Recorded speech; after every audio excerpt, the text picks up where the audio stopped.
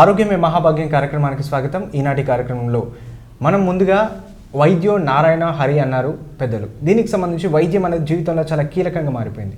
ఇలాంటి తరుణంలో ప్రైవేట్ ఆసుపత్రులకు వెళ్ళాలంటే ప్రజలు చాలా ఇబ్బందులు పడుతున్నారు. ఈ నేపథ్యంలోనే గత ప్రభుత్వం కావచ్చు, ఇప్పుడున్న ప్రభుత్వం కావచ్చు, ప్రభుత్వ ఆసుపత్రులను ప్రైవేట్ ఆసుపత్రులకు ధీటుగా నెలకొల్పి అందులో ఉన్న వైద్యాధికారులను కూడా ప్రజలకు సేవలు చాలా అద్భుతంగా అందించే విధంగా నియమించారు. ఈ విధంగా దాదాపుగా అరుదైన సర్జరీస్ చేస్తూ ఆ అరుదైన సర్జరీస్కి సంబంధించి కూడా పూర్తిగా ప్రైవేట్ ఆసుపత్రిలో ఏ విధంగా చేస్తారో ఆ విధంగా సౌకర్యాలు కల్పిస్తూ తెలంగాణ ఓపీ సేవలలో 2వ స్థానంలో నిలిచి ఆరోగ్యశ్రీలో కూడా మొదటి స్థానంలో నిలిచిన దుబాక ఆసుపత్రి వైద్యులు వైద్యాధికారి doctor superintendent doctor Hemraj Singh మనతో ఉన్నారు.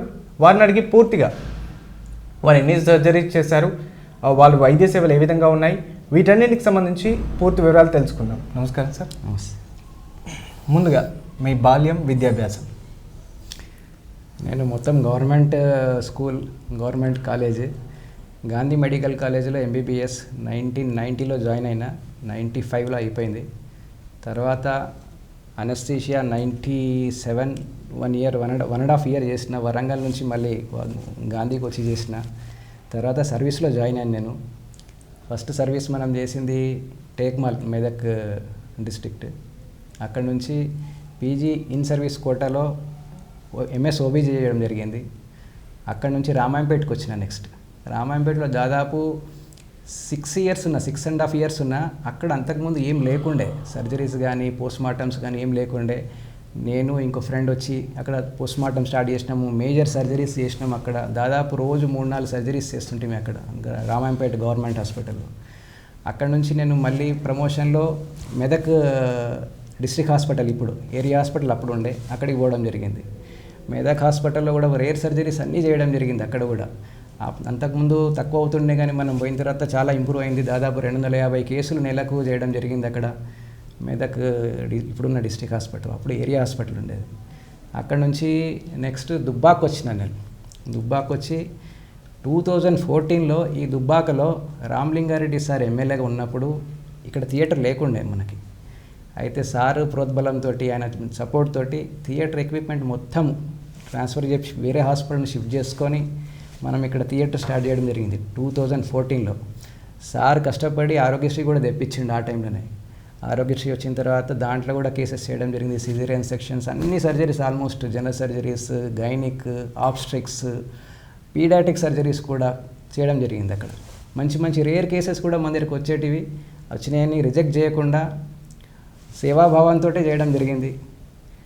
మంచి సక్సెస్ అయింది అక్కడ ఆ పాత బిల్డింగ్లో. తర్వాత 2 years బ్యాక్, 2.5 years బ్యాక్ ఈ కొత్త బిల్డింగ్ కన్స్ట్రక్షన్ కంప్లీట్ అయిన తర్వాత హరీష్ రావు సార్ వాళ్ళ ఆధ్వర్యంలో రఘునందన్ రావు సార్ ఎమ్మెల్యేగా ఉన్నప్పుడు ఇక్కడ ఈ హాస్పిటల్ ఓపెనింగ్ జరిగింది. తర్వాత నాకు సూపరింటెండెంట్గా బాధ్యతలు అప్పచెప్పినారు.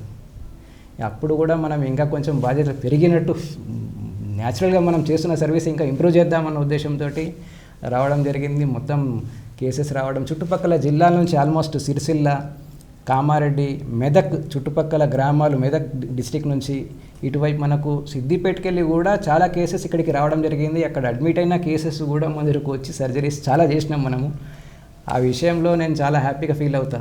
ఎందుకంటే నా వల్ల చాలామంది పూర్ పబ్లిక్ ఎస్పెషల్లీ వాళ్ళు బెనిఫిట్ అవుతున్నది. వాళ్ళకి డబ్బులు మిగులుతున్నాయి. వాళ్ళు ఎక్కువ కష్టపడకుండానే మనం ఇక్కడ సర్జరీస్ చేయడం జరుగుతున్నది. నేను ఎప్పుడూ ఇన్వైట్ చేస్తూనే ఉంటాను, ఎవరికైనా ప్రాబ్లం ఉంటే కంపల్సరీ మా హాస్పిటల్కే రండి, మేము సర్వీస్ చేస్తామని చెప్తూ ఉంటాను నేను. యాక్చువల్గా మీరు సర్జరీ చేస్తున్నారు, అసలు మీరు ప్రొఫెషన్ జనరల్ సర్జనా? నేను బేసిక్గా గైనకాలజిస్ట్, నేను ఎంఎస్ ఓబీజీ నాది. కాకపోతే జనరల్ సర్జరీ డిపార్ట్మెంట్లో 1.5 year నేను పనిచేసిన నా ఫ్రెండ్స్ తోటి. ఆ సర్కిల్ ఉంది కాబట్టి అన్ని సర్జరీస్ నేను నేర్చుకున్నా. అదేవిధంగా అనస్థీషియా కూడా 1.5 year నేను చేసినాను గతంలో. సో ఆ ఎక్స్పోజర్ కూడా నాకు ఉన్నది. కాబట్టి నాకు జనరల్గా సర్జరీస్ అంటే కొంచెం భయం లేకపోవటము, ఈజీగా అవుట్ గోయింగ్ చేయొచ్చు అన్న కాన్ఫిడెన్స్, అంతే, ఏం లేదు, పైవాడి దయ.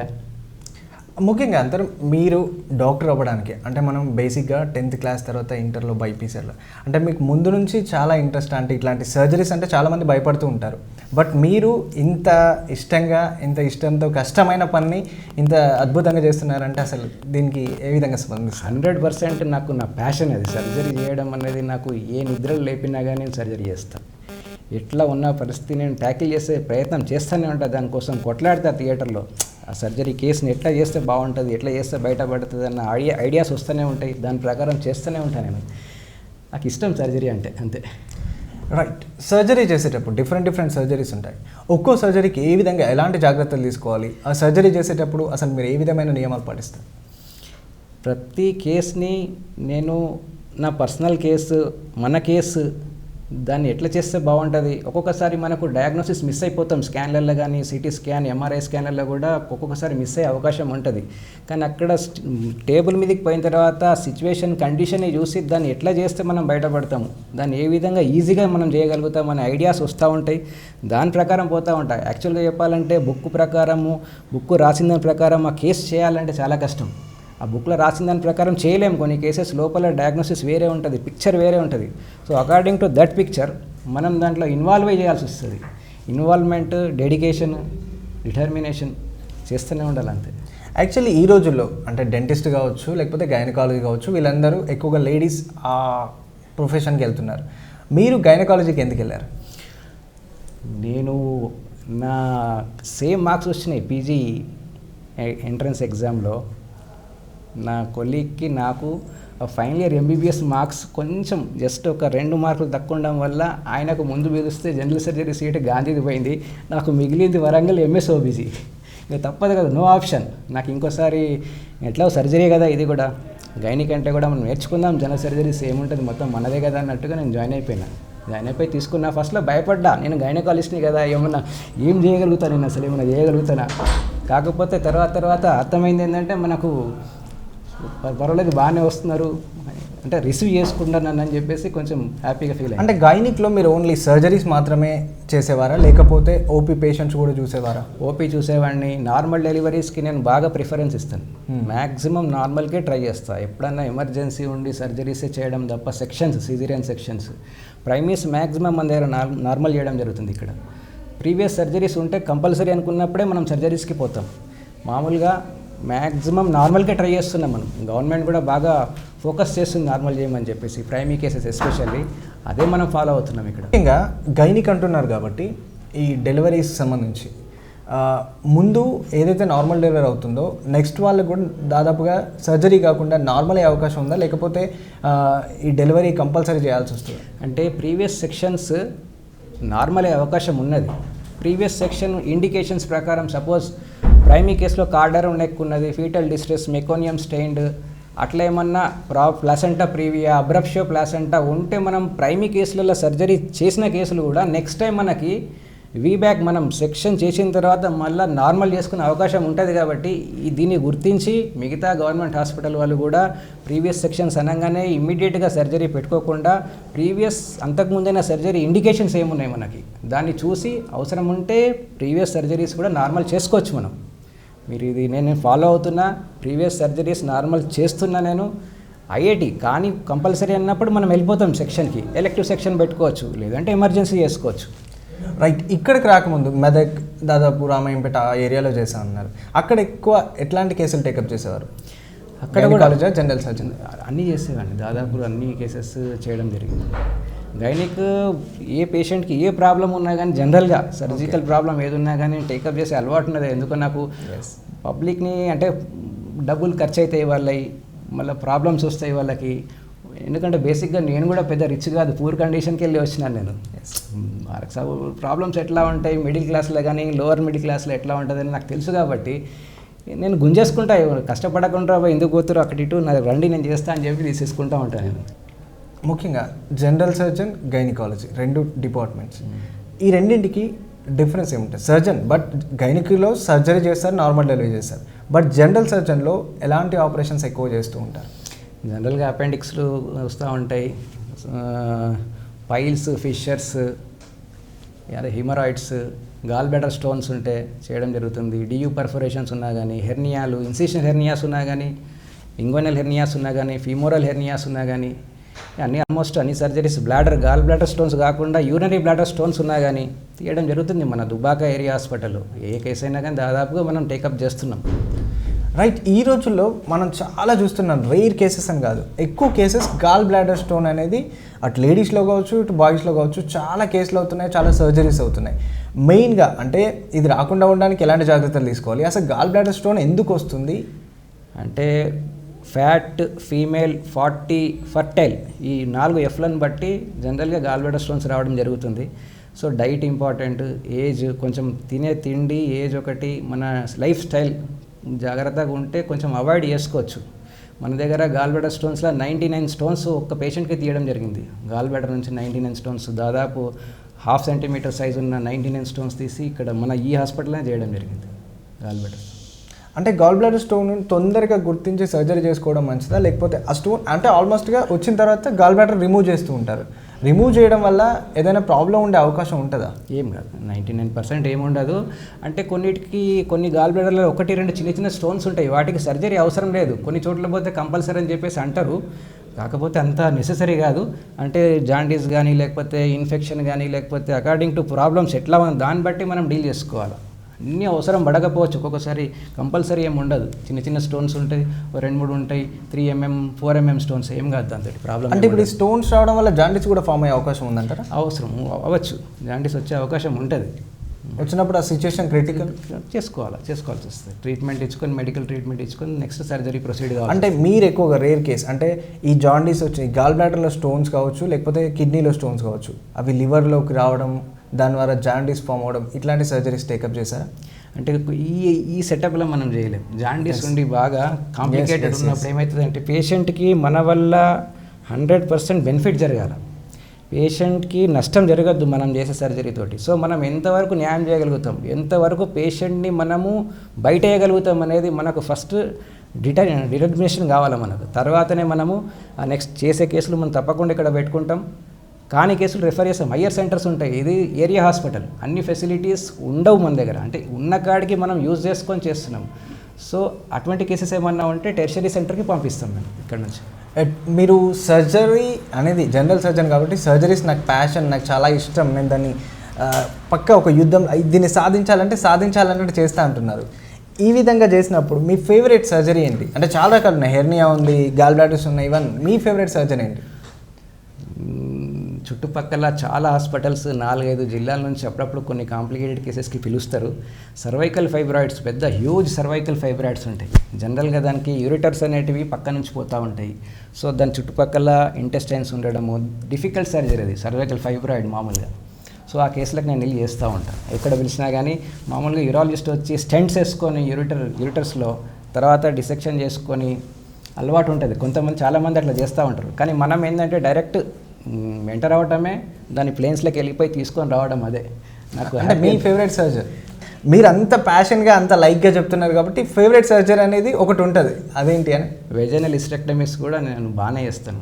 దాదాపు వెజైనల్ హిస్టెక్టమీ నేను 12 నిమిషాలకు కంప్లీట్ చేసిన సందర్భాలు చాలా ఉన్నాయి. వెజైనల్ హిస్టెక్టమీ అంటే మామూలుగా చాలా కొంచెం time taking process, minimum 1.5-2 hours పడుతుంది. కానీ ఆ సర్జరీ మన హాస్పిటల్లో అందరి ముందు చేయడమే జరిగింది. అంటే థియేటర్ స్టాఫ్ దగ్గర 12-15 నిమిషాలు అయిపోతుంది మనకు వెజైనల్ హిస్టెక్టమీ. అదే సర్వైకల్ ఫైబ్రాయిడ్ కూడా నాకు పెద్ద టైం ఏం పట్టదు, కాంప్లికేటెడ్ సర్జరీ, కానీ నేను ఒక 15-20 minutesలో బయటకు వచ్చేస్తా తీసేసుకొని. మీరు ముఖ్యంగా ముందే గైనకాలజీలో చేశానన్నారు. గైనకాలజీలో నార్మల్ డెలివరీస్, సర్జరీస్ కూడా ఉంటాయి. గైనకాలజీలో కూడా చాలా క్రిటికల్ సిచ్యువేషన్స్ ఉంటాయి. అలాంటి ఏదైనా క్రిటికల్ సిచ్యువేషన్ ఫేస్ చేసి పేషెంట్ని బయటపడేసారు ఇద్దరిని? చాలా ఉన్నాయి సందర్భాలు. ఒక్కొక్కసారి పీపీహెచ్ అని ఉంటుంది. పీపీహెచ్ అంటే డెలివరీ తర్వాత బాగా బ్లీడింగ్ అవుతూ ఉంటుంది. ఒక్కొక్కసారి హిమోగ్లోబిన్ అనేది మనకు 2-3 grams వచ్చిన కేసెస్ ఉన్నాయి. టేబుల్ మీద మనం హిస్టెక్టమీ వేసి బ్లడ్ పెట్టుకొని పేషెంట్ని సేవ్ చేసిన సందర్భాలు చాలా ఉన్నాయి. అట్లనే అబ్రప్షియో ప్లాసెంటా అని ఉంటుంది, ప్రిమాచ్యూర్ సెపరేషన్ ఆఫ్ ప్లాసెంటా. దాంట్లో బ్లీడింగ్ అవుతుంది, బ్లీడింగ్ అయిపోయి దానికి ఆల్మోస్ట్ షాక్లకు పోతూ ఉంటుంది. అటువంటి కేసులు కూడా చాలా చేయడం జరిగింది. ప్లాసెంటా ప్రీవియా కేసెస్ కూడా, ప్లాసెంటా ఎక్రీటా, ఇన్క్రీటా, పర్క్రీటా కేసెస్ ఉంటాయి, వాటిని కూడా చాలా కేసెస్ బయట వేయడం జరిగింది. చాలా కాంప్లికేటెడ్ కేసెస్. నేను దాదాపు 25 years నుంచి సర్వీస్లో ఉన్నా కదా, ఆల్మోస్ట్ అన్ని కాంప్లికేషన్స్. అంటే ఒక క్రిటికల్ సర్జరీ చేసి అమ్మాయి ఈ పేషెంట్ని నేను బతికించా అని ఒక సంతృప్తి మీకు ఏ కేసులో కలిగింది, ఎప్పుడు కలిగింది? ఒక సర్జరీ చేస్తున్నప్పుడు పల్స్ లేదు, బీపీ లేదు, మొత్తం బ్లీడింగ్ అవుతున్నది. అది ప్లాసెంటా ఎక్రీటా, ఇన్క్రీటా, కంప్లీట్ హిస్టెక్టమీ చేసిన తర్వాత కూడా బ్లీడ్ అవుతూ ఉంటే కొంచెం టెన్షన్లో పోయినా నేను. అటువంటి సందర్భం 1-2 ఉన్నాయి నాకు. బట్ దాన్ని మళ్ళీ ప్యాకింగ్ చేసి ఎఫ్ఎఫ్పీలు పెట్టుకొని హోల్ బ్లడ్ పెట్టుకొని బయట వేసిన సందర్భాలు ఉన్నాయి. యాక్చువల్లీ సర్జరీస్ చేసేవాళ్ళు చాలా వరకు, అంటే మీరు ప్యాషన్ అంటున్నారు, లైక్ అంటున్నారు, సర్జరీస్ చేసేవాళ్ళు కొందరికి వారికి ధైర్యం చాలక కొంత ఆల్కహాలిక్ కానీ డ్రగ్స్ కానీ సేవిస్తూ ఉంటారంటారు. ఇది ఎంతవరకు నిజం? అసలు రియల్గా చేస్తారా అలా? అది నాకైతే తెలియదు, కానీ నాకైతే ఏ హ్యాబిట్స్ లేవు. ఆల్కహాల్ కానీ బీర్ కానీ ఏది చేయలేదు. నేను ఓన్ డ్రైవింగ్ చేసుకుంటా మామూలుగా, ఎక్కడ పోయినా నేను ఓన్ డ్రైవింగ్. నేను అలర్ట్ ఉంటా. ధైర్యం ఉండాలా, సర్జరీ చేద్దామన్న ధైర్యం ఉంటే ఆటోమేటిక్గా మనం ఫేస్ చేస్తాం. ధైర్యం లేనప్పుడు కేసు ముట్టొద్దు అంతే. ఎస్. దాదాపుగా దుబ్బాకకు వచ్చిన తర్వాత, అంటే ఈ ఆసుపత్రి కొత్త, అక్కడ పాత హాస్పిటల్లో ఉన్నారు, ఇక్కడ నూతన భవనంలోకి వచ్చిన తర్వాత కూడా మీరు సూపరింటెండెంట్ అయ్యారు, చాలా రెస్పాన్సిబుల్గా కేసులు చేస్తున్నారు. ఇప్పటి వరకు ఎన్ని సర్జరీస్ చేశారు దాదాపుగా? దాంట్లో కూడా ఇప్పుడు గడ్డలు అంటారు, పెద్ద పెద్ద గడ్డలు తీస్తున్నారు అంటారు, తర్వాత చిన్న చిన్న కొన్ని స్టోన్స్, 100 స్టోన్స్ తీశారంటారు. దీంట్లో కూడా క్రిటికల్గా, అంటే పేషెంట్ అవుట్ ఆఫ్ డేంజర్ నుంచి బయటపడిన సర్జరీ ఏంది, దాని క్రిటికల్ ఏ సిచ్యువేషన్లో ఆ విధంగా ఉంది? మంచి కేసెస్ అంటే ఒకటి దాదాపు ఫైబ్రాయిడ్ యూట్రస్, పిల్లలు లేరు ఆమెకి, యశోద హాస్పిటల్ పోయింది. అక్కడ పోయిన తర్వాత వాళ్ళు దాదాపు 3.5-4 lakhs ఖర్చు అవుతుందని చెప్పిన తర్వాత వాళ్ళ రిలేటివ్ మన దగ్గర సిస్టర్ పనిచేస్తుంది అన్నట్టు. సో మా సార్ చేస్తాడు రండి అని చెప్పి అక్కడి నుంచి పిలిపించుకొని దానికి ఓన్లీ ఫైబ్రాయిడ్ మాత్రమే తీసి గర్భసంచిని యూట్రస్ని అట్లనే పెట్టి ఆ సర్జరీని సక్సెస్ చేసినాం. వాళ్ళు చాలా హ్యాపీగా ఫీల్ అయ్యారు, ఎందుకంటే పిల్లలు లేరు వాళ్ళకి. అంత పెద్ద ఫైబ్రాయిడ్ 9 kgs ఫైబ్రాయిడ్ తీసి ఆ యూట్రస్ని మాత్రం అట్లనే సేవ్ చేసినాం. అది మంచి సర్జరీ. అటువంటివి చాలా చేసినాము. మొన్న కూడా మనం ఒక 5 months బ్యాక్ ఒకటి 14 kgs న్యూరోఫైబ్రోమాటోసిస్, మల్టిపుల్ న్యూరోఫైబ్రోమాటోసిస్, మొత్తం రైట్ సైడ్ మొత్తం చెస్ట్ను అబ్డోమెన్ మొత్తం తగులుకొని పెద్ద మాస్ ఉండే, అది కూడా తీయడం జరిగింది. లోకల్ పర్సన్ అయినా ఇప్పుడు మొన్న చేయడం జస్ట్ 5 months బ్యాకే చేయడం జరిగింది. అట్లా ఫైబ్రాయిడ్లు, సర్వైకల్ ఫైబ్రాయిడ్స్, తర్వాత చాలా కేసెస్, రేర్ కేసెస్ చాలా చేసినాం ఇక్కడ. ఎందుకంటే చుట్టుపక్కల తెలిసిపోయింది కదా, ఇక్కడ చేస్తారని చెప్పి తెలిసిపోయింది కాబట్టి అందరూ వస్తూ ఉంటారు. ఇక మనకు కూడా మన డ్యూటీ అంటే కర్తవ్యం అంతా చేయాలా అన్న ఉద్దేశంలో మనం హెల్ప్ చేస్తూనే ఉంటాం. యాక్చువల్లీ ఈ స్టోన్స్ కానీ, ఈ గడ్డలు, పెద్ద పెద్ద గడ్డలు కానీ, ఒక పేషెంట్ దాన్ని ఫైండ్ అవుట్ చేసుకోవడానికి, అంటే ఆ గడ్డ అంత అయినప్పుడు ఆల్మోస్ట్గా స్టమక్ అనేది ఉబ్బిపోయి ఉంటుందా, లేకపోతే నార్మల్గా మనకు పొట్టలాగా ఉన్నప్పుడు ఆ విధంగా ఉంటుందా? దాన్ని అసలు ఏ విధంగా ఫైండ్ అవుట్ చేయడానికి పేషెంట్ ఎలాంటి లక్షణాలు కనిపిస్తాయి పేషెంట్కి? అంటే నాలో ఫైబ్రాయిడ్స్ వచ్చింది, లేకపోతే గడ్డలు అయ్యాయి, లేకపోతే స్టోన్స్ వచ్చాయి, ఇట్లాంటికి సంబంధించి వాళ్ళకు చిన్న చిన్న లక్షణాలు ఉంటాయి. ఆ లక్షణాలు ఏంటి అసలు? వాళ్ళ పేషెంట్ ఏ విధంగా ఫైండ్ అవుట్ చేయొచ్చు? అంటే యాక్చువల్గా ఏంటంటే ఇప్పుడు మన ఏరియాలో కొంచెం పవర్టీ, ఎడ్యుకేషన్ లేకపోవడం వల్ల వాళ్ళకి గడ్డలు వస్తూ ఉంటాయి. దాదాపు 5-6 months దాకా కూడా అన్నోటీస్డ్గా పోతూ ఉంటాయి. అవి అట్లా ఉన్న వాళ్ళు పట్టించుకోరు. దాదాపు 5-6 months వచ్చిన తర్వాత ఏదో పెరుగుతుంది, నాకు ఏదో ఉంది కడుపులో అని చెప్పేసి వస్తారు. ఆ టైంలో మనం స్కాన్ చేపిస్తే అవి బయటపడుతూ ఉంటాయి. సో అటువంటి కేసెస్లో నేను చెప్పేది ఏంటంటే, కొంచెం ఏమన్నా అబ్నార్మల్ మనకు మన బాడీలో కనిపిస్తుంది అంటే డాక్టర్ని తొందరగా అప్రోచ్ అవ్వటం, దాని ప్రకారం ట్రీట్మెంట్ తీసుకోవడం అనేది చేసుకోవాలా. చాలా మట్టుకు ఏంటంటే కొంతమంది ప్రెగ్నెన్సీ అని చెప్పి ఒక్కొక్కసారి ఓవేరియన్ మాస్లు ఉంటాయి, పెరుగుతూ ఉంటాయి, ఓవేరియన్ సిస్ట్లు అట్లనే పెరుగుతూ ఉంటే ప్రెగ్నెన్సీ కావచ్చు అని చెప్పేసి 5 months దాకా కూడా కొంతమంది మిస్ అయిన వాళ్ళు ఉంటారు. మనం ఏఎన్సీస్ చెకప్ చేస్తున్నాము, రిజిస్ట్రేషన్ చేస్తున్నాం, అయినా కానీ ఒక్కొక్కసారి మిస్ అయ్యే అవకాశం ఉంటుంది. అంటే 38, 35, 38 yearsలో కూడా వాళ్ళు ఇప్పుడేమొస్తుంది నాకు ప్రెగ్నెన్సీ అన్న ఆ కాన్సెప్ట్లో కూడా ఉంటారు. సో నెగ్లెక్ట్ చేస్తారు వాళ్ళు. సో అటువంటి కేసెస్ వాళ్ళకి ఏంటంటే తొందరగా వచ్చి మన దగ్గర ట్రీట్మెంట్ తీసుకోవాలని చెప్పి కోరుతుంది. దానికి తగ్గట్టుగా మనం ఏదో ఒకటి చేస్తాం, వాళ్ళకి హెల్ప్ చేస్తాం. అదేవిధంగా మన పాత హాస్పిటల్లో 13 kgs ఓవేరియన్ సిస్ట్ తీయడం జరిగింది, పాత బిల్డింగ్లో దుబ్బాక. అక్కడ చాలా మంచి మంచి కేసులు చేయడం జరిగింది. అంటే ఆల్మోస్ట్ ప్రైవేట్ ఆసుపత్రులను కూడా లెక్క చేయకుండా ప్రభుత్వ ఆసుపత్రి, అంటే దుబ్బాకలో ఉన్నటువంటి ఏరియా ఆసుపత్రికి ఈ ప్రజలు ఇంత క్యూ కట్టడం, అంటే మీరు అందిస్తున్న, అంటే ఒక్క ప్రభుత్వ సూపరింటెండెంట్గా, వైద్యాధికారిగా వాళ్ళు ఏ విధంగా విధులు, వాళ్ళ బాధ్యతలు ఏ విధంగా ఉంటే ఆ ఆసుపత్రికి అంత ప్రజలు రావచ్చు? అంటే ఒకటి నాకు తెలిసింది ఏంటంటే, నేను ఆ పేషెంట్ లోపలికి వెళ్ళి చూస్తే ఒకవేళ నేను అదే ప్లేస్లో ఉంటే నేను ఎట్లా చేస్తా, దాన్ని ఏ విధంగా ఫీల్ అవుతానో ఫీల్ అవుతా కాబట్టి నేను ఆ ప్రాబ్లం నా ప్రాబ్లంగా తీసుకొని చేస్తూ ఉంటాను. అంటే ఇప్పుడు మనకే పర్సనల్గా మన ఫ్యామిలీలో ప్రాబ్లం వస్తే ఇప్పుడు వాడు అమ్ముకోనో లేకపోతే లోన్ పెట్టుకోనో కష్టపడి వస్తూ ఉంటాడు. సో అటువంటి విషయాలలో కొంచెం నేను ఆ కాన్సెప్ట్లో పోతూ ఉంటాను. నాకే ఆ ప్రాబ్లం వస్తే ఎట్లా, నా ఫ్యామిలీకే వస్తే ఎట్లా అన్న కాన్సెప్ట్ వచ్చినప్పుడు నాకు ఏదో చేయాలనిపిస్తుంది. ఈ విధంగా పోతే మనం సర్వీస్ చేయగలుగుతాం. వాస్తవానికి కూడా మనం ఆ వేలో ఆలోచిస్తే కొంచెం బెటర్ సర్వీస్ ఇవ్వగలుగుతాం.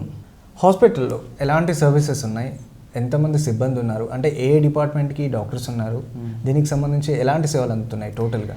ఇప్పుడు మన హాస్పిటల్లో 2 జనరల్ సర్జన్స్ ఉన్నారు. ఒక civil surgeon, general surgeon, deputy civil surgeon, surgeon అది అలేఖ్య అండ్ డాక్టర్ రఘు అని చెప్పేసి సివిల్ సర్జన్ మన దగ్గర.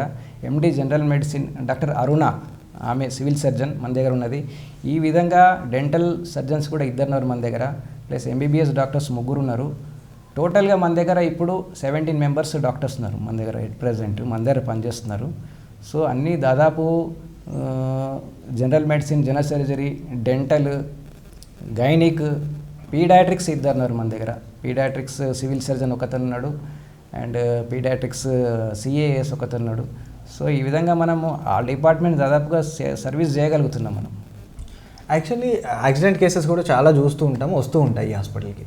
అలాంటి టైంలో అంటే ఆర్థోపెడిక్ సంబంధించి సర్జరీ ఎప్పుడైనా చేశారా? దానికి సంబంధించి ఎలాంటి వింత సన్నివేశం ఏదైనా ఎదురైందా? యాక్చువల్గా ఆర్థోపెడిక్ డాక్టర్ మన దగ్గర ఉన్నాడు, కానీ డెప్యుటేషన్లో కరీంనగర్ డిస్ట్రిక్ట్ హాస్పిటల్కి పోయినాడు. ఆయన ఉన్నప్పుడు చేసినాము, పిఓపి వేయటము, చిన్నగా వైర్స్ వేయటం జరిగింది. కానీ ఇప్పుడు ఆయన డెప్యుటేషన్లో కరీంనగర్కి పోవడం జరిగింది కాబట్టి ఇంకా ఆర్థోపెడిక్ సర్వీసెస్ కొద్దిగా.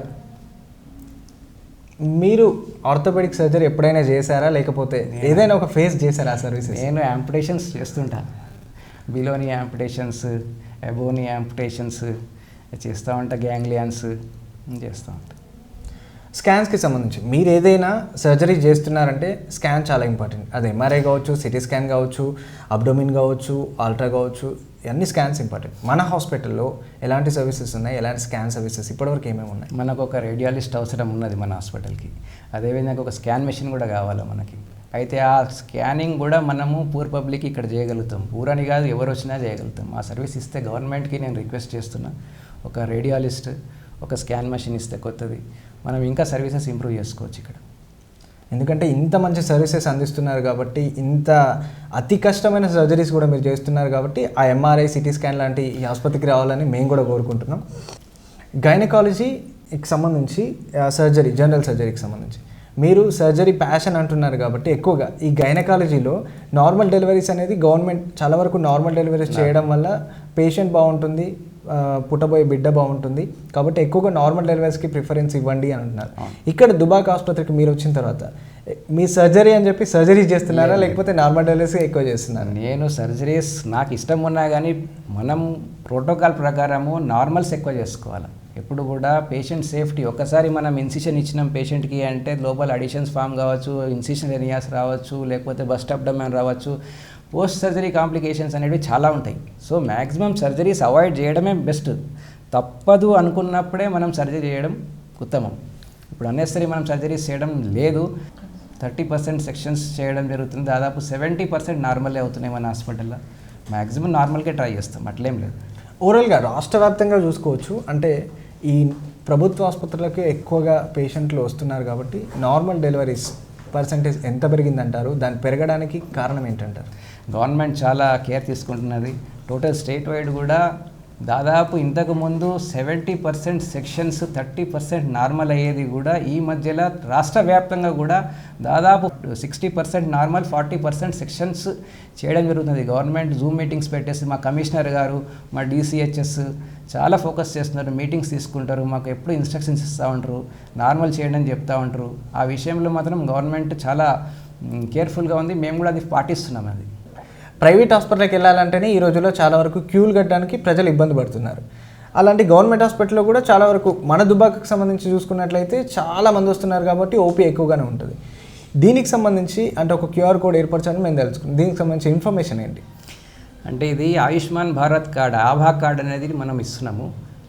జనరల్గా ప్రతి పేషెంట్ ఓపీకి వచ్చిన వాళ్ళకందరికి కూడా మనము ఒక QR కోడ్ ఇచ్చేస్తున్నాం వాళ్ళకి. వాళ్ళు ఏం చేస్తారంటే ఆ నంబరు రాగానే వాళ్ళు ఇచ్చేస్తే వాళ్ళకు ఒక టైం ఇచ్చేస్తాం, మనం కూర్చోబెట్టేస్తాం. మనం మామూలుగా పిల్లలు కానీ ఓల్డ్ ఏజ్ కానీ వాళ్ళకు పెద్దగా రిస్క్ లేకుండా నిలబడకుండా ఒక చైర్లో కూర్చోబెట్టేసి వాళ్ళ టైం వచ్చినప్పుడు వాళ్ళకి పిలుస్తాం. మనం పిలిపించి వాళ్ళకున్న కంప్లైంట్స్ తీసుకొని ఇమీడియట్గా ట్రీట్మెంట్ ఇచ్చి కన్సర్న్ డాక్టర్స్కి పంపించడం జరుగుతుంది.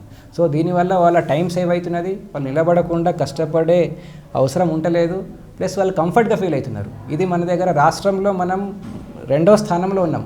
మొన్నటి వరకు కూడా మనం రెండో స్థానంలో ఈ క్యూఆర్ కోడ్ ద్వారా ఆభా జనరేట్ చేయడం జరుగుతుంది. మనకు ఆ రిజల్ట్స్ కూడా బాగున్నాయి. పేషెంట్స్ కూడా చాలా హ్యాపీగా ఫీల్ అవుతున్నారు. అంటే పూర్తిగా ఏ ప్రభుత్వ ఆసుపత్రులు అయినా ఒక సౌకర్యం కల్పించి ప్రజలకైతే చాలా వరకు మేలు చేస్తారు. చాలా అన్ని హాస్పిటల్ దాదాపుగా ఉన్నాయి. కాకపోతే మనం ఇంప్లిమెంట్ బాగా చేస్తున్నాం. మన దగ్గర స్టాఫ్ బాగుంది. ఒకటి ఏంటంటే మన దగ్గర ఉన్న స్టాఫ్ నర్సులు కానివ్వండి, ఆరోగ్యశ్రీ వర్కర్స్ కానివ్వండి, అందరు స్టాఫ్ అంతా బాగా కష్టపడి పనిచేస్తున్నారు. అందరి కోఆపరేషన్ తోటే ఇది అచీవ్ చేయడం జరిగింది. అంటే నా ఒక్కొందేం కాదు, దీంట్లో మొత్తం మా హాస్పిటల్ స్టాఫ్ అంతా ఇన్వాల్వ్ అయినారు. అందరికీ నేను చాలా థ్యాంక్స్ చెప్తున్నాను. మా హాస్పిటల్ స్టాఫ్కి కూడా, డాక్టర్స్కి, అందరికీ. ఆరోగ్యశ్రీ అన్నారు కాబట్టి ఆరోగ్యశ్రీ సర్వీసెస్లో కూడా ఫస్ట్ ప్లేస్లో ఈ హాస్పిటల్ ఉందని, దీనికి సంబంధించి మీరు ఏ విధమైన కృషి చేస్తున్నారు, ఏ విధమైన సర్వీసెస్ అందిస్తున్నారు, అసలు ఇది ఈ అచీవ్మెంట్ సాధించడానికి కారణం ఏంటి? ఈ విధంగా మనం డెడికేటెడ్గా పనిచేసుకుంటూ పోతే తప్పకుండా మనం రాష్ట్రంలో ఫస్ట్ ఉంటాం. అందరం కష్టపడితే ఏదైనా సాధించవచ్చు. గతంలో మనం అవార్డు తీసుకోవడం జరిగింది ఆరోగ్యశ్రీలో సేవలలో. మన దుబ్బాక హాస్పిటల్ స్టేట్లో, మన తెలంగాణలో ఫస్ట్ అవార్డు కూడా తీసుకోవడం జరిగింది. అదేవిధంగా దాదాపుగా మనకు చాలా అవార్డ్స్ వచ్చినాయి ఈ హాస్పిటల్కి. సర్జరీస్లో విషయంలో కానీ, లేకపోతే పేషెంట్ ట్రీట్మెంట్లో కానీ, మెయింటెనెన్స్లో కానీ కూడా మనం మంచి సర్వీసే ఇస్తున్నాం. ఇన్ని మంచి సర్వీసెస్ అందిస్తున్నారు కాబట్టి దాదాపుగా ఓపీ అనేది వస్తుంటారు, ఎక్కువగా పేషెంట్స్ వస్తూనే ఉంటారు. డైలీ రెగ్యులర్గా ఓపీ ఎంత ఉంటుంది ఇక్కడ? ఆ ఓపీ వచ్చే వాళ్ళ పేషెంట్లకు సంబంధించి సరిపడా బెడ్స్ ఉన్నాయా? అసలు ఇప్పుడు సీజనల్గా ఎక్కువ చాలామంది వస్తుంటారు, వీళ్ళకి సరిపడా బెడ్స్ ఉన్నాయా? సౌకర్యాలు ఏ విధంగా అందుతున్నాయి అసలు? ఇప్పుడు మన దగ్గర యావరేజ్గా 250 to 300 ఓపీ కేసెస్ రావడం జరుగుతున్నది. దాంట్లో ఎక్కువ ఫీవర్ కేసులు వస్తున్నాయి. ఇప్పుడు సీజనల్ డిసీజెస్ నడుస్తున్నాయి కాబట్టి దాదాపు అన్ని వైరల్ ఫీవర్స్ ఉంటున్నాయి. ఎక్కడో కొంచెం డయేరియా, వామిటింగ్స్ కేసెస్ కూడా వస్తున్నాయి. సో వాటికి ట్రీట్మెంట్ ఇక్కడ మంచిగా ఇవ్వడం జరుగుతున్నది. బెడ్స్ కూడా మనకు 100 బెడెడ్ కాబట్టి సఫిషియెంట్గా ఉన్నది, ప్రాబ్లం ఏం లేదు. డ్రగ్స్ కూడా సఫిషియెంట్గా ఉన్నవి. పేషెంట్కి అన్ని రకాలుగా ఇన్వెస్టిగేషన్స్ చేసి వాళ్ళకున్న కంప్లైంట్స్ని బట్టి ట్రీట్మెంట్ ఇవ్వడం జరుగుతున్నది. ఆ విషయంలో కూడా నేను హ్యాపీగా ఉన్నా. అందరూ మంచిగా రిసీవ్ చేసుకుంటున్నారు. మంచి రెస్పాన్స్ వస్తుంది పబ్లిక్ నుంచి కూడా మన ట్రీట్మెంట్కి. రైట్ సార్, ఇప్పుడైతే సీజనల్ వ్యాధులతో ప్రజలు చాలా ఇబ్బంది పడుతున్నారు. డెంగ్యూ కావచ్చు, మలేరియా కావచ్చు, కొత్తగా మళ్ళీ చికెన్ గున్యా వస్తుంది అంటున్నారు. అట్లాగే మంకీ ప్యాక్స్ అని కూడా కొత్తగా వచ్చింది. ఈ సీజనల్ ఇప్పుడు రైనింగ్ సీజన్ కాబట్టి నిన్న నుంచి కూడా చాలా భారీ వర్షాలు ఉన్నాయి. ఈ నేపథ్యంలో మళ్ళీ వ్యాధులు ప్రబలే అవకాశం ఎక్కువగా ఉంది. దీనికి సంబంధించి పేషెంట్స్ ఎలాంటి జాగ్రత్తలు తీసుకోవాలి, అవి వచ్చినప్పుడు దాన్ని ఏ విధంగా ఓవర్కమ్ చేయాలి? అంటే ఫస్ట్ థింగ్ ఏంటంటే ఈ వర్షాల్లో బయటకు పోవడం ఇంపార్టెంట్. పోవద్దు బయటికి. వేడి నీళ్ళు చల్లగైన తర్వాత, అంటే మినరల్ వాటర్ అయినా కానీ కొంచెం వేడి చేసుకొని చల్లగైన తర్వాత తాగడము, ఈ దోమలు రాకుండా చూసుకోవటము, మన ఇంట్లో లార్వాలు ఏమన్నా ఉంటే కూడా డ్రై డైర్ పాటించడము, అవాయిడ్ చేయడము. అదేవిధంగా మనకి మస్కిటో నెట్ పెట్టుకొని కాపాడుకోవడము దోమల నుంచి. ప్లస్ తినే పదార్థాలు కూడా బయట ఫుడ్ తినకుండా ఇంట్లోనే మంచిగా కూరగాయలు అయితే బాగా వాష్ చేసి కడిగి మంచిగా వండుకోవడము, నాన్ వెజ్ తగ్గియడము. ఈ విధంగా కొన్ని జాగ్రత్తలు తీసుకుంటే ఈ డిసీజెస్ నుంచి మనం బయటపడే అవకాశం చాలా ఉన్నది. ప్రతి ఒక్కళ్ళు కూడా కేర్ఫుల్గా మన ఆరోగ్యం ఇంపార్టెంట్ అన్న విధంగా మెజర్స్ తీసుకుంటే తప్పకుండా ఈ సిచ్యువేషన్లోకి వెళ్ళి కూడా మనం బయటపడతాం. రైట్ సార్, ముఖ్యంగా అంటే ప్రైవేట్ హాస్పిటల్కి వెళ్ళి చాలా వరకు ఈ మీరు చేసే సర్జరీస్ హై కాస్ట్లీ సర్జరీస్ ప్రైవేట్లో అయితే, ఇట్లాంటి సర్జరీస్కి వాళ్ళు ఆ విధంగా ఇబ్బంది పడకుండా దాదాపుగా వాళ్ళకు వచ్చే ప్రాబ్లమ్స్ గాల్ బ్లాడరే కావచ్చు, హెర్నియా కావచ్చు, ఈ సర్జరీస్ ఫైబ్రాయిడ్సే కావచ్చు, ఇవన్నీ మీరు ప్రైవేట్ హాస్పిటల్కి వెళ్ళకుండా ఇక్కడికి వచ్చి వైద్యం చేసుకోవడానికి అంటే ప్రజలకు మీరిచ్చే సందేశం? నేను ఎప్పుడు చెప్తా ఉంటా, ఎవరికి ఏ కష్టం వచ్చినా హెల్త్ పరంగా ఏ సర్జరీస్ ఏమన్నా కంపల్సరీ అనిపించినా, మెడికల్ ప్రాబ్లమ్స్ వచ్చినా కానీ మా దుబ్బాక ఏరియా హాస్పిటల్కే రావాలా. ఎక్కడైనా రావచ్చు, మేము సర్వీస్ చేయడానికి రెడీ ఉన్నాము. మా స్టాఫ్ బాగున్నది, మా డాక్టర్స్ టీం బాగున్నది, మా స్టాఫ్ నర్సులు కానివ్వండి, 4th క్లాస్ ఎంప్లాయీస్ అందరూ కూడా మంచిగా రిసీవ్ చేసుకుంటారు. ఎవరితో కసురుకోకుండా మాట్లాడడం కూడా అది ప్రాక్టీస్ అయిపోయింది అందరికీ. మా స్టాఫ్కి అన్ని విధాలుగా మేము సేవ చేయడానికి రెడీ ఉన్నాము. మీరు ఏ ప్రాబ్లం ఉన్నా కానీ హెల్త్ పరంగా మా హాస్పిటల్కి వచ్చి ట్రీట్మెంట్ తీసుకోవాలని చెప్పి కోరుతున్నా. అదేవిధంగా మీరు బయటికి వెళ్ళి డబ్బులు వేస్ట్ చేసుకోవటము, ప్రైవేట్ నర్సింగ్ హోమ్స్కి వెళ్ళి ఇంకా వేరే కష్టాలు తెచ్చుకోవడం కూడా అవసరం లేదు. మేమున్నాం, మేము సిద్ధం, మీరు రండి, మేము ట్రీట్మెంట్ ఇస్తాం. మీరు ఇట్లాంటి ఇంత మంచి సర్వీసెస్ అందిస్తున్నారు. ఆరోగ్యశ్రీలో ఫస్ట్ ప్లేస్, ఓపీలో సెకండ్ ప్లేస్, ఈ విధంగా ఉండడం వల్ల మీ దీనికి సంబంధించి పూర్తిగా హాస్పిటల్ సర్వీసెస్ కావచ్చు, హాస్పిటల్ సిబ్బందిని కావచ్చు, ఇంత మంచి అచీవ్మెంట్ సాధించడానికి దీనికి సంబంధించి మీరు ఏ విధంగా స్పందిస్తారు? చాలా హ్యాపీ అనిపిస్తుంది. పూర్ పీపుల్కి సర్వీస్ చేయడం అంటే నాకు మంచిగా అనిపిస్తుంది, అందరినీ రిసీవ్ చేసుకుంటా, ఎవరైనా కానీ మన వాళ్ళే కదా అన్న ఫీలింగ్లో ఉంటా. మా స్టాఫ్ కూడా అందరు అదే విధంగా రిసీవ్ చేసుకుంటారు. నేను ఈ విషయంలో మాత్రం చాలా హ్యాపీగా ఉన్నా. ఇంకా ఫ్యూచర్లో కూడా ఎవరికి ఏది అవసరం ఉన్నా కానీ నా వల్ల అయ్యింది, మా హాస్పిటల్ స్టాఫ్ నుంచి అయ్యింది, మా డాక్టర్స్ నుంచి అయ్యేది ఏది ఉన్నా కానీ ట్రీట్మెంట్ ఇస్తా. తప్పకుండా నేను అన్నిటికీ ముందున్నా అని చెప్పి మీకు కోరుతున్నా. మీరు ముఖ్యంగా ఒక విషయం విన్నాం, అంటే ఇక్కడ మీరు సర్వీసెస్ అందించిన తర్వాత డిప్యుటేషన్పై హుస్నాబాద్ వెళ్ళిన తర్వాత కూడా మళ్ళీ ఇక్కడ ప్రజలు మిమ్మల్ని ఇక్కడ రప్పించుకున్నారని ఒక విషయం తెలిసింది. దీని పట్ల మీరు ఏ విధంగా స్పందిస్తారు? అది కూడా నాకు చాలా హ్యాపీగా ఉన్నది. అంటే మనం సర్వీస్ చేస్తుంటే మనకి వచ్చే కష్టాలని కూడా పబ్లిక్ గుర్తించి దానికి రెస్పాండ్ అయ్యి నాయకులు హుస్నాబాద్ పోయి జాయిన్ అయిన తర్వాత మళ్ళీ డెప్యుటేషన్లో తిరిగి దుబ్బాకు రావడం జరిగింది. ఆ విషయంలో నేను చాలా హ్యాపీగా ఉన్నా. Very very thanks to our beloved leaders.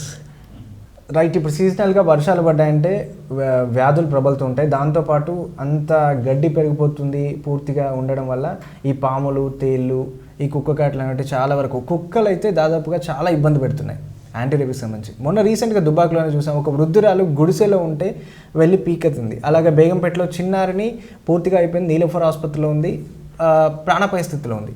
ఇట్లాంటికి సంబంధించి ఇక్కడ ట్రీట్మెంట్ ఏ విధంగా అందుతుంది? మన దగ్గర ఏఆర్వి వ్యాక్సిన్ ఉన్నది, యాంటీ స్నేక్ వీనం కూడా ఉన్నది.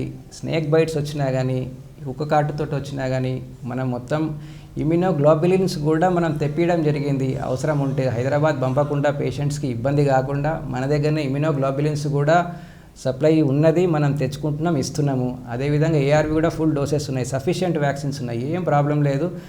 జాగ్రత్త పడాలా, కుక్కలు కరవకుండా కానీ ఏది ఉన్నా కానీ రావాలని చెప్పి కోరుతున్నా. ట్రీట్మెంట్ ఇస్తాం. మెయిన్గా మర్చిపోయాం, మంకీస్ కూడా చాలా వరకు ఉన్నాయి. మంకీస్తో కూడా చాలా ఇబ్బంది పడుతున్నారు. దీనికి సంబంధించిన ట్రీట్మెంట్ కూడా దొరుకుతుంది. అంటే ఏ ప్రమాద తీవ్రత ఎంతవరకు ఉంటే మీరు ఇక్కడ ట్రీట్మెంట్ చేయగలుగుతున్నారు? అంటే మనతోటి అవుతుంది ఇక్కడ అంటే కంపల్సరీ మనమే చేస్తున్నాం, రెఫర్ చేయట్లేదు. ఇంకా మన వల్ల కాదు అనుకున్నప్పుడు మాత్రం టెర్షరీ సెంటర్కి రెఫర్ చేయడం జరుగుతున్నది. రైట్, చూసారు కదండి. పూర్తిగా అంటే ప్రైవేట్ ఆసుపత్రిలో ఎంత లగ్జరీగా సేవలు అందిస్తున్నారో ఇక్కడ ప్రభుత్వ ఆసుపత్రిలోనే అంత లగ్జరీగా సేవలు అందుతున్నాయి. అతి కష్టమైన సర్జరీస్ అంటే ఫ్యాబ్రిస్, ఈ గడ్డలు కావచ్చు, 11 కేజీల గడ్డ, 9 కేజీల గడ్డ తీయడం అంటే అది సర్జరీలో చాలా కష్టమే. అలాంటి అచీవ్మెంట్ సాధిస్తున్నారు సార్. అలాగే గైనకాలజీలో కూడా పూర్తిగా ఈ నార్మల్ డెలివరీస్కే ఎక్కువగా ప్రిఫరెన్స్ ఇస్తూ ఈ సర్జరీస్ వీలైనంత వరకు సర్జరీస్ చేస్తూ, అలాగే ఇప్పుడు సీజనల్గా వచ్చే వ్యాధులకు కూడా ఇక్కడ ట్రీట్మెంట్ ఇస్తున్నారు. తెలంగాణకు సంబంధించి ఓపీ సేవల్లో కూడా మనం 2nd ప్లేస్లో ఉన్నాం, ఆరోగ్యశ్రీలో 1st ప్లేస్లో ఉన్నాం. ఈ విధంగా చాలా వరకు సేవలు అందిస్తున్నారు. మీరు కూడా మీకు ఏదైనా ఇలాంటి ప్రాబ్లమ్స్, ఈ గడ్డలు కావచ్చు, హెర్నియా కావచ్చు, ఫైబ్రాయిడ్స్ కావచ్చు, ఈ సీజనల్ వ్యాధులు కావచ్చు, ఈ సీజనల్ వ్యాధుల్లో కూడా చాలా వరకు మీరు ఈ డెంగ్యూ, చికెన్ గున్యా, మలేరియా నెగ్లెక్ట్ చేయకండి. ఎందుకంటే దానివల్ల ప్లేట్లెట్ పడిపోయి చాలా వరకు ప్రాణాపాయ స్థితికి వచ్చే అవకాశం ఉంది. ముందుగా దానికి పసిగట్టి హాస్పిటల్కి వచ్చి సర్వీస్ చేసుకోండి, ట్రీట్మెంట్ చేసుకోండి. దానివల్ల మీ ఆరోగ్యంగా ఉంటారు. దీనికి సంబంధించి ఈ గడ్డలు ఏదైనా అయినప్పుడు కూడా తొందరగా స్కాన్ చేసుకొని దాన్ని ఫైండ్ అవుట్ చేసుకొని హాస్పిటల్కి వచ్చి, ప్రైవేట్ హాస్పిటల్కి వెళ్ళకుండా, అంటే చాలా పూర్ పీపుల్ ఉంటారు, చాలామంది సమాజంలో చాలా రకాల ప్రజలు ఉన్నారు కాబట్టి అందరి ఆర్థిక స్థితిగతులు ఒకే రకంగా ఉండవు కాబట్టి అట్లాంటి వారికి చాలా నాణ్యమైన వైద్యం అందిస్తున్నారు ఈ దుబ్బాక ఆసుపత్రిలో. మీరందరూ కూడా సార్ దగ్గరికి రండి, మీ ప్రాబ్లమ్ను కాంటాక్ట్ అవ్వండి, మీ ప్రాబ్లం చూపించండి. దానికి సంబంధించి సార్ డెఫినెట్గా మీకు ట్రీట్మెంట్ అయితే చేస్తారు. పర్ఫెక్ట్గా సర్జరీ చేసి మిమ్మల్ని ఆరోగ్యంగా క్షేమంగా ఇంటికి పంపిస్తారు. Right, thank you very much. Thank you.